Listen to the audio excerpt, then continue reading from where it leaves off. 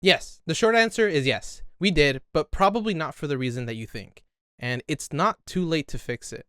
The following is not an end-all be-all. I am fully aware of my limitations. This is intended to be a guideline of sorts to help us avoid the mistakes that we've historically continued to make across time. If this video performs well, it will likely be very controversial. A lot of people won't like what they hear because it is a tough pill to swallow. I ask that if you are at all tired of everything going on across the country and around the world, then please stay until the end and listen to everything I have to say before coming to a conclusion. This is a message that will resonate only with a handful of people who will actually take the time to listen, but it will be something that through our merit and our actions, we will be able to use the leverage to encourage others to come around and understand our viewpoint. Unless you've been living under a rock for the past couple of years, I'm sure that you are aware that the American election happened. Although I am extremely disappointed with the results, I'm not surprised. Kamala ran a horrendous campaign, but the issues have existed since long before even the Biden administration. We are entering a very dark time for minorities and the disenfranchised, but we must hold on to hope. I hate to say it because much like all of you, I'm sure you think or thought that you were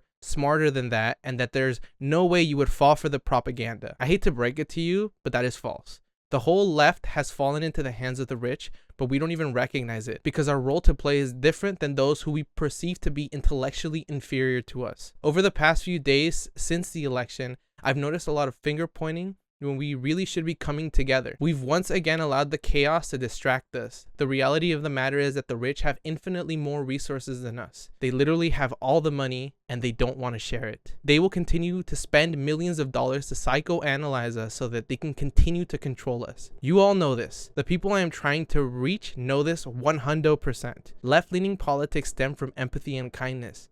Through that, we seek to inspire change. So why do we ignore our ideals when confronted by opposing viewpoints? But Pablo, they are voting so that I can't exist anymore. I understand that. There's a saying that the Enlightenment is both a blessing and a curse. You are let into the knowledge that you are being exploited and manipulated, yet you are incapable of changing anything.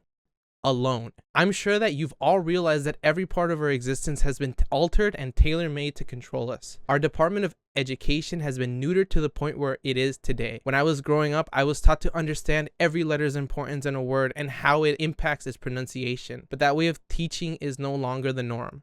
Schools continue to remove critical thought and are just forcing kids to have to memorize. So instead of kids being able to identify words by sounding out individual letters, they now learn to recognize the shape and use that to remember what the word is. It is an ineffective way of learning. It is, in fact, the difference between memorizing versus understanding. But Pablo, I don't have this issue. I can understand complex thoughts and I can see how everything is connected. That's great. But the problem is that not everybody can. Some people are unfortunately incapable of escaping the brainwashing and are caught in the limbo of believing everything that is spoon-fed to them. They don't know any better. They are no different from the people who are brainwashed by cults. They are victims also. I know there will be some opposition to that point. I'm not telling you to not be angry or not feel hurt by the actions of these people. What I'm asking is that you redirect that energy towards the people who are causing this, which is the people on top. I know that we are at a severe financial disadvantage, but we have more people.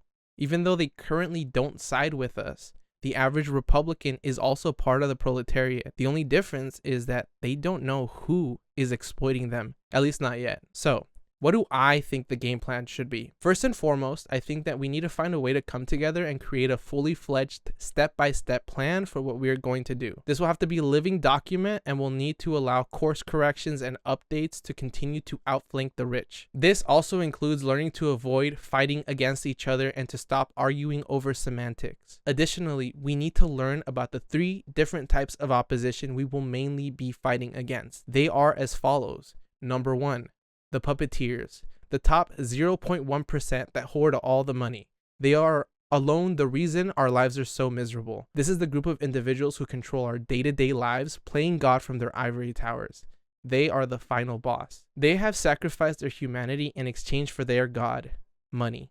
These are the people who don't look at you, but rather past you. They speak to you as though you are beneath them. The best course of action is to play along in hopes of getting ammo to use against them. We need to prey on these people's fears.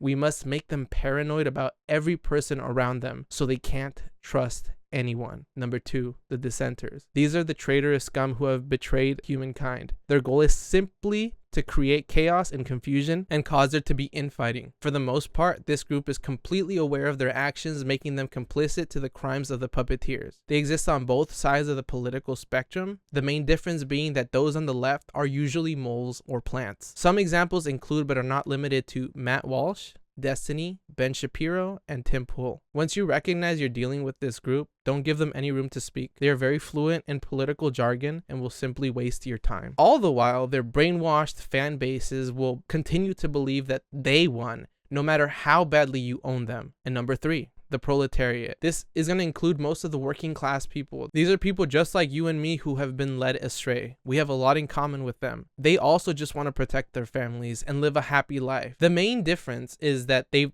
been taught their whole lives to fear anything that they don't know. And now they have twisted ideologies because they've been force-fed propaganda for decades. This is the group of people that we need to target. Debate is not going to work on them. They've been told their whole lives to fear anything that's different from themselves. Even if you manage to convince them in that moment, all that will be deprogrammed once they return to their lives. News broadcasts are overwhelmingly right-leaning and continue to pump right-wing propaganda to them, and it will all be for naught. Also, I understand the sentiment of not wanting to surround yourself with people who merely spew hatred and vitriol. If we continue to do this, it will only make things worse. I'm sure I don't need to explain what echo chambers are to you guys. If we remove ourselves as support beams for these people, we are actively choosing to push them further into the echo chamber. We must reintegrate these people into groups and expose them to different kinds of people, because that is the only way that we're going to be able to reintegrate them and get them to understand that they've been lied to. Exposure is the only way they will come to understand that their neighbor, despite being different, isn't scary, and that they have more in common with their neighbor than they will ever have with the soulless rich. We need to get off our moral high ground and be the guides that lead them to greener pastures. But Pablo, it's not fair. Why do I have to do it? It's not fair. Life isn't fair. This is the curse of enlightenment. We have an obligation to our fellow man to help them get out of the intellectual prison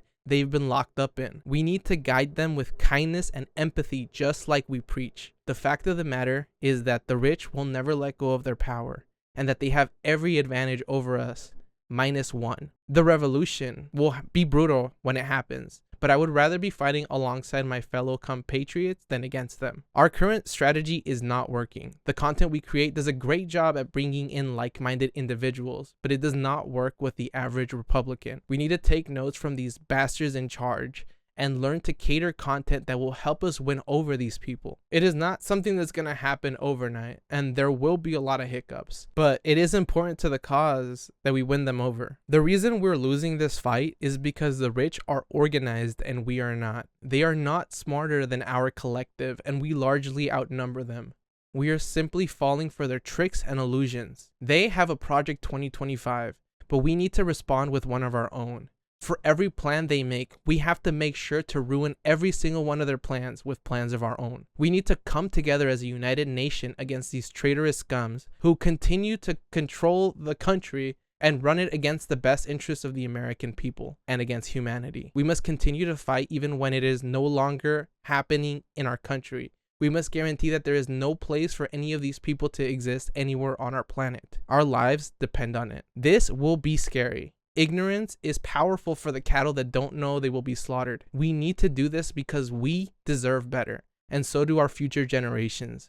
There is no, we can vote them out. We need to snatch freedom from the jaws of tyranny and help liberate our fellow humans across the world. Although my personal political beliefs are heavily represented through my videos, I'm not a political creator, nor do I have the intention of transitioning into one. That being said, I ask that you reach out to as many people as possible. Like the video to help it with the algorithm. If you just enjoyed hearing me talk and don't care about the politics, I suggest you subscribe and hit the bell so you can catch my other videos. Before I leave, let me leave you with some more words of enlightenment. This has been Subtly Artistic. I'll see you on the other side.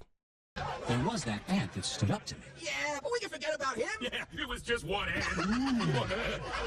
Yeah, you're right. It's just one ant. Yeah, boss, they're puny. Puny. Say, let's pretend this green is a puny little ant. Did that hurt? Nope. Well, how about this one? Are you kidding? How about this?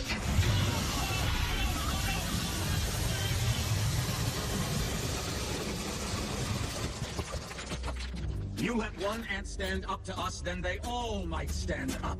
Those puny little ants outnumber us 100 to 1. And if they ever figure that out, there goes our way of life.